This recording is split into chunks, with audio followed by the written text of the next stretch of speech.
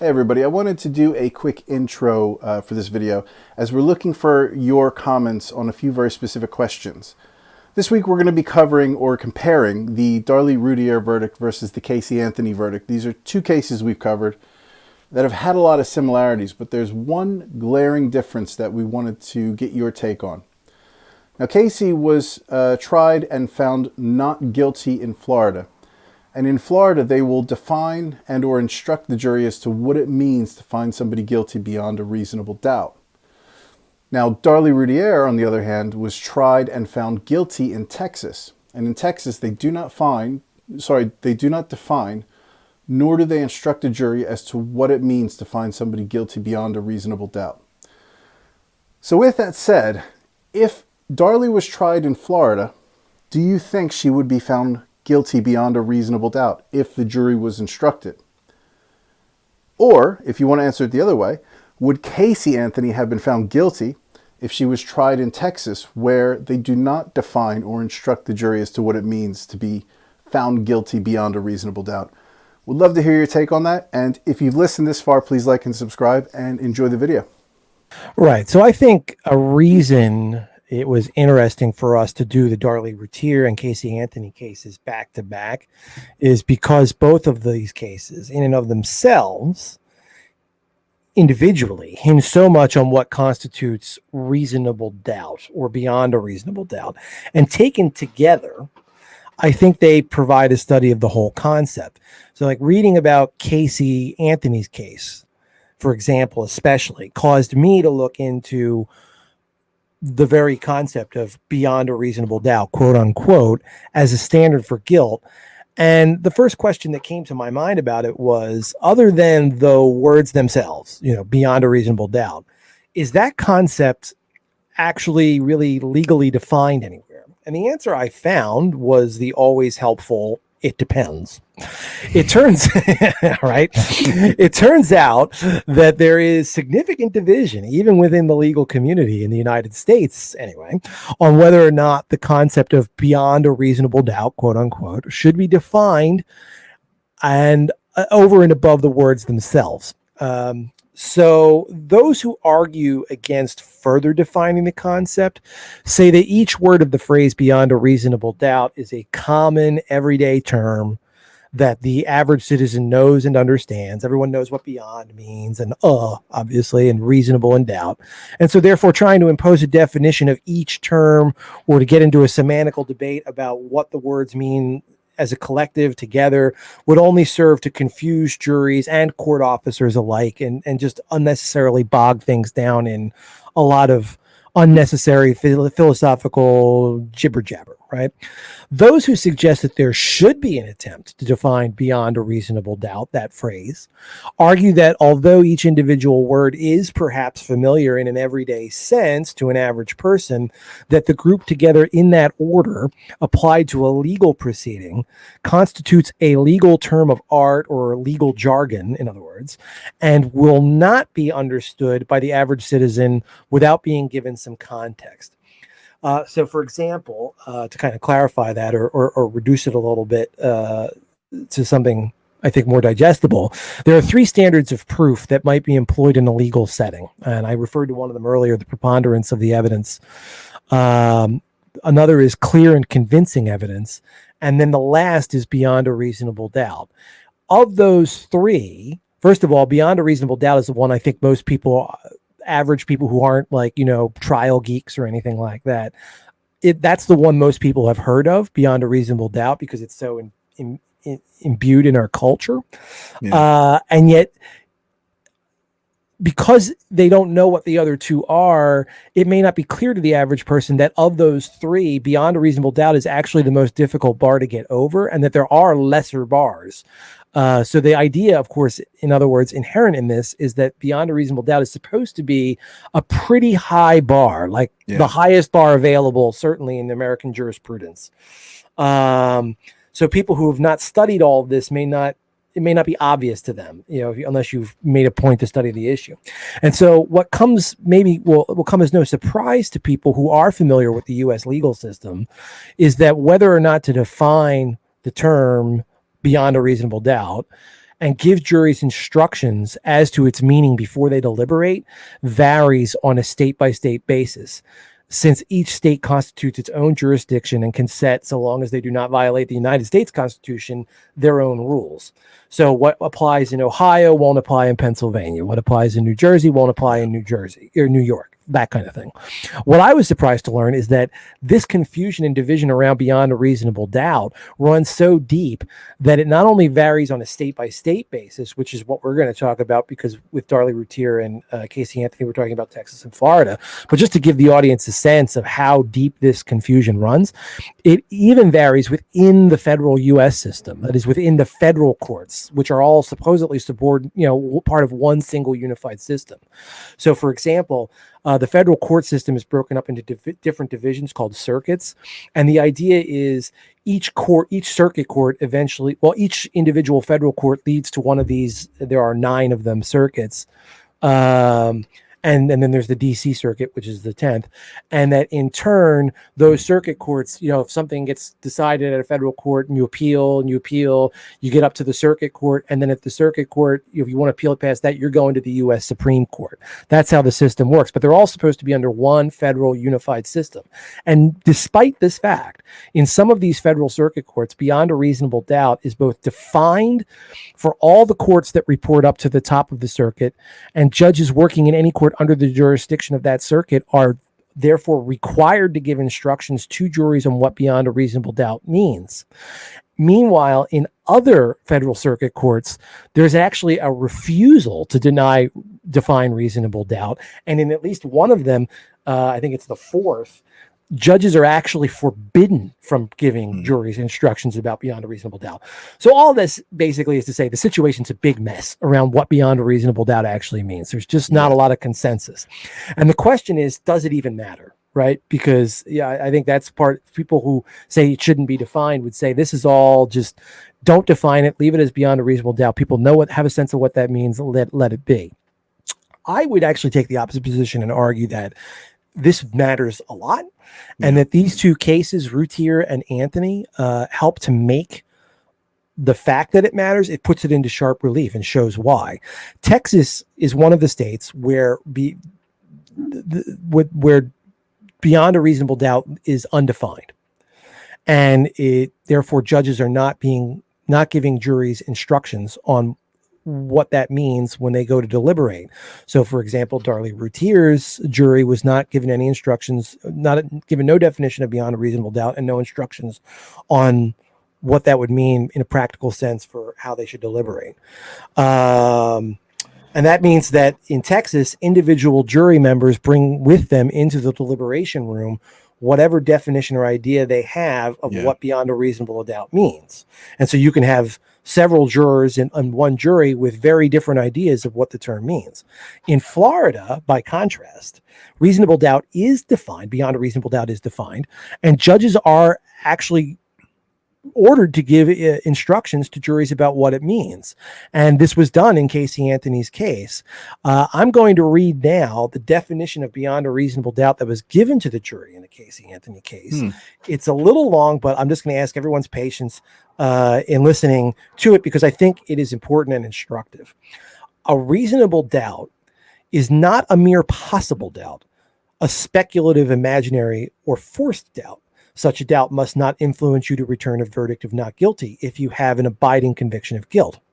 On the other hand, if, after carefully considering, comparing, and weighing all the evidence, there is not an abiding conviction of guilt, or if having a conviction, it is one which is not stable, but one which wavers and vacillates, then the charge is not proved beyond every reasonable doubt, and you must find the defendant not guilty because the doubt is reasonable. Beyond that, the definition actually speaks to the fact that every element of the crime has to be proven beyond a reasonable doubt. So I think that definition, what it does is it narrows the standard for conviction considerably past what would happen if you just asked 12 people to weigh the evidence without giving any further instruction other than simply stating, you must find the defendant guilty of the charges beyond a reasonable doubt. And it goes a long way to explaining the different outcomes in the Routier case and the Anthony case. And I mean, I think that's, I'll kick it to you. What do you think? But I really think that that additional defining of the term really, I think, played as much as anything into how the jury weighed the evidence in the Anthony case. It's something that I didn't realize this was a thing. And when I read about this after you'd mentioned it to me, most countries, let's say westernized countries, they have a standard of beyond a reasonable doubt. And I think the countries I've read, with the exception of maybe Japan, they make it a point to regularly remind the jury, that you're coming back with a verdict based on, the evidence proves this person's guilt, quote, beyond a reasonable doubt. And whatever they define that definition is, they're generally fairly consistent, almost if not exactly the same. And I find it, this is where I'm going to bring in a bit of personal incredulity. If you have a jury that's sitting, and in the Darlie Routier case, as an example, is sitting on a case in which they have to prove or disprove a verdict that means somebody lives or dies. Now, Darlie Routier hasn't been put to death, but that's irrelevant. She's been given a death sentence. I think it's negligent, politely, it's negligent to not instruct the jury what they're ruling on. I mean, that's my view, that you need to make sure that you are instructing or educating the jury as to what it is they are rendering a verdict based against, not just, well, they've shown up and they seem like they're smart people. I agree. And I think it's very difficult for me to understand why either side really would want the jury to have 12 people who have different ideas about what beyond a reasonable doubt means. Yeah. Like I went through those, the fact that it's the third of three possible standards of proof. Preponderance of the evidence is used in civil cases. So that's basically the coin flip. It really is a coin flip. The idea is like, it's more probable than not that. Yeah. So this is why, O.J. Simpson, I think this is where most people would be familiar with it, who are familiar with it. This is why O.J. Simpson was found not guilty in his criminal trial, but was found, liable in the civil trial for the wrongful deaths of Nicole Brown Simpson and Ronald Goldman, because in the civil trial, all you need to do is clear the preponderance of the evidence hurdle, which basically says it's more probable than not, but that's it. It's really like it's a 51-49 kind of thing. The uses of the middle one are fairly limited, the clear and convincing evidence. But I think to an average person, if I just said, which is the higher bar to get over, beyond a reasonable doubt or clear and convincing? To me, clear and convincing, I think just knowing the average everyday use of those terms sounds like the higher bar. For me, I don't. Yeah. Clear and convincing, I don't think beyond a reasonable doubt, the way it's generically defined, I think from a federal government perspective, and you may be able to correct me on this, is a difficult definition to get your head around, nor is it that open to subjectivity. Now, that's my opinion. Well, again, but it's about the definition. Like, not every court defines it. So, like in the federal system, most federal courts, I think, that do define it using something like a doubt such that in your everyday life, it would be sufficient to cause you to hesitate to act. So you have to get over any kind of doubt that would cause you to hesitate to act is a reasonable doubt in making a decision in everyday life. And even that definition, I find we were talking about this in the pre-show, I find a little bit interesting and frankly problematic, because what that does, and what I suggested to you, is that I think for most people, part of being a reasonable person, frankly, is that your hesitancy to act on a given issue tends to be on a sliding scale. Like if I'm deciding whether to have bologna or turkey for lunch, or whether I should eat lunch at 12 o'clock versus 12:30, if I want to put it into just a positive or negative question rather than a choice, is sort of like, 12:30, half an hour, what difference does it make? I realize it's not going to be an earth-shattering set of consequences whether I pick one or the other, or whether I, decide, should I take a walk or stay home? Anything like that. Whereas, like, if I'm deciding, should I sell my house and move to California, or should I stay here? Well, that's a much, bigger question. And therefore, the threshold to action, which is really the crux of that federal definition, is a lot higher depending on the thing that's being decided. And so, to your point about Texas, if I've got a death penalty case in front of me, my sense of what the prosecution has to do, if I'm going to apply that definition, is going to be a lot higher than if we're talking about, a traffic. And of course, a jury isn't called for a traffic ticket, but something, whatever the most minor crime that a jury might be called for, where the sentence is likely to be, suspended, time served, and community service, and probation, something like that, where there isn't going to be jail time. I might be willing to kind of like say, okay, it sounds like this guy probably broke into this guy's house and stole his stereo, so, we'll put him on probation. Whereas if all I hear is Darlie probably murdered her children, I don't know that I'm ready to stick a needle in their arm. This kind of goes back to something I talked to my wife about, and it's to me, being for anybody in the audience who hasn't watched any of our other shows or hasn't heard me mention it, I live in England as an American expat, and whenever we look at things that are let's say American government issued notices or information, it is almost impossible to decipher. And it is a very American thing I'm finding, that legalese is almost, indecipherable to the average person. Whereas in, let's say, Europe, the language that's written as far as the laws or the guidelines are actually very easy to decipher for the layperson. And I think in America, it gets the language that law, and even when it comes to us coming over to the guidelines for me being able to come home and visit in the US, the rules in the UK are very clear. And when I read the guidelines, because there's states and because there's different jurisdictions and because of the way the laws are written, it's just so hard to decipher anything. So for me, it's contradictory in some ways to say, well, we should leave that burden, up to the courts to define.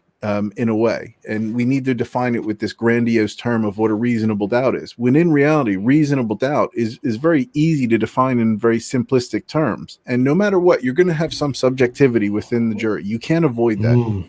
See, I think that's that to me is the crux of the question right there, is reason, because obviously the key, everybody understands doubt and beyond, beyond is getting over whatever bar we set. If we set the pole at 6 feet off the ground, you got to jump 6 feet off the ground. If you set it 10 feet off the ground, then you got to get it 10 feet. All right. That's clear. Is clear. Doubt is clear. We understand what doubt means. Well, maybe they did, but maybe they didn't. I'm not sure. Okay. The question and the real term is, what makes reasonable? If you were to put it in mathematical terms, if I feel like, well, I'm 95% sure that Darlie Routier did it, or I'm 95% sure that Casey Anthony did it, which means, of course, the converse is there's a 5% chance. How does one, if you told me that there's a 95% chance if I hop in my car today and drive down to the office that I'll make it there alive, is that enough to make me go, maybe I should stay home? Because basically I'm saying 5 out of 100, that's a 1 in 20 chance I don't get there. Is that reasonable? When we look at this, so I look at this. So if I just break it down to this one piece, and let's say King Sean gets to make the rules on how all the courts do it, and fuck states for the moment, because I'm just going to say everybody does it the same. Tough titty. This is just a fantasy world right now. Sure. And in this means that so here's the definition that I'm understanding, for me, is fairly cut and dried. The prosecution must convince the jury that there is no other reasonable explanation that can come from the evidence presented at trial. So that for me is fairly cut and dried. And yes, there may be some subjectivity to how people read that, but there's a reason we don't have one juror in the jury. I tell you, this is a bad definition, and I'll tell you why. Because it uses one of the terms that you're trying to define in the definition, which is a violation of basic definition. Like for dictionary writers, you're not supposed to do that. No. The problematic term in the collective term beyond a reasonable doubt is the word reasonable, and it appears in the first sentence explaining what beyond a reasonable doubt means. What you need to define is, what is reasonable? Is reasonable a one. I mean, again, mathematics is a way to kind of express it. Is 1 in 20 shot that, so 95% sure, a 1 in 20 shot that I'm wrong. Should that be the threshold at which I say, well, maybe I better keep my yap shut, or should I wait for 98%, 1 in 50 or 1 in 100? Now, math is hard because we're applying, math is obviously a black and white standard to something that is inherently not a black and white issue. I mean, it is in one sense. Either, Darlie did it or she didn't. There's only two possibilities, up or down, 0 or 1. Same thing with Casey. But at the same time, it's the philosophical problem of trying to drive at that. It can only be one way or the other, but it's Schrodinger's cat. You know the Schrodinger's cat thing? Yeah. But cat, like the observer. Yeah, it's either alive or dead, and we don't know until we look. Yeah, but I think, and I take your point, and I think it's a really good point about using the term in the definition. But we could say that about any word that's not in the definition. So okay, now we need to define what guilty is. This is something where that maybe there's subjectivity there, and I think this is the reason a jury isn't made up of 1 or 2 people.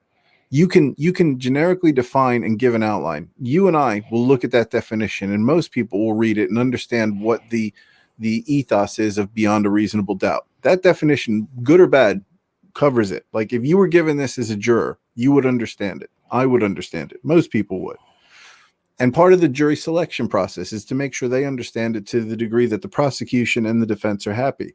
So for me, I think there's a bit too much made of, okay, worrying about shit that will sort itself out as the way the structure of the system is set up. You have jurors that all have to agree on a verdict, or there is no verdict. Well, see, this is why I wanted to do these two back to back. Well, you want to do Casey Anthony, but why I said at the outset of my comments really is that I think it's useful to do them back to back. Yeah, I because agree. One is in jail and the other is not. And the question is why? Because, I think we both kind of got to the end of Darlie Routier and said, well, we felt that on the one hand, she probably did it, but on the other hand, had the prosecution actually cleared the reasonable doubt threshold, then our feeling was, we felt like right up, like if you think of the prosecution as a pole vaulter, they got up, they got right over, and then like their finger hit the pole on the way over the top, right? And it just not. I don't know. We went through our several Casey Anthony possibilities and theories of what probably happened, but do you think the correct verdict was rendered in the Casey Anthony case, first of all? I do and I don't. So here's, I'm going to give... that's reasonable doubt right there, as almost definitionally. No, but that's exactly why I have no problem with the verdict that was rendered. Mm-hmm. I think there's no evidence to prove that first degree murder. I think if you were to make the case about manslaughter, I think there is, I could make an argument that she should be guilty for manslaughter because her daughter is dead and it's not of any sort of malicious intent. We could say that as a bare minimum, that's the standard. But if we're talking about first degree murder, there was no way, not even close. I would agree with that. I don't think that because they couldn't prove intentional murder with planned and malice aforethought. But of course, aggravated manslaughter was a lesser included charge, and the jury dismissed on that. They found that not guilty as well. Yeah, and the judge's point of view was it wasn't made a question that needed to be answered by the jury, nor was it defined as a question they needed to answer, which may be why. I think with Darlie, I think she did it. But I think I'm more convinced that Casey did something than Darlie. And I think Darlie also didn't meet the beyond a reasonable doubt burden of proof. It's just because we think they do something, we don't want people to lose their livelihoods, their freedom on a hunch. And at the end of the day, both of these, if you're going to put them in jail for their lives, you can't argue that both are going to be a hunch. Here's another way of answering this question.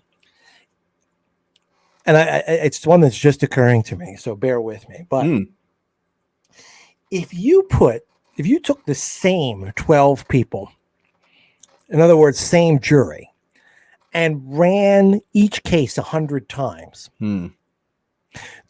How often do you think the jury in each case would return the same verdict?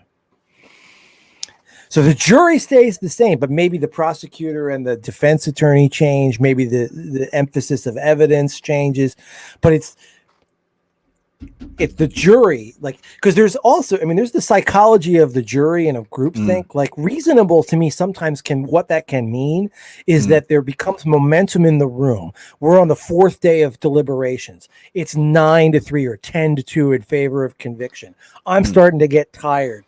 I thought I had a good, reasonable explanation, but every time I say, like, well, I think it could happen this way, someone can answer every point I've got. Now I'm just getting tired, and my resistance is starting to wear down. And now maybe I'm thinking, of course, the momentum could swing entirely the other day. If the first initial blush is like, oh, same thing. Do you think that there would be a consistency?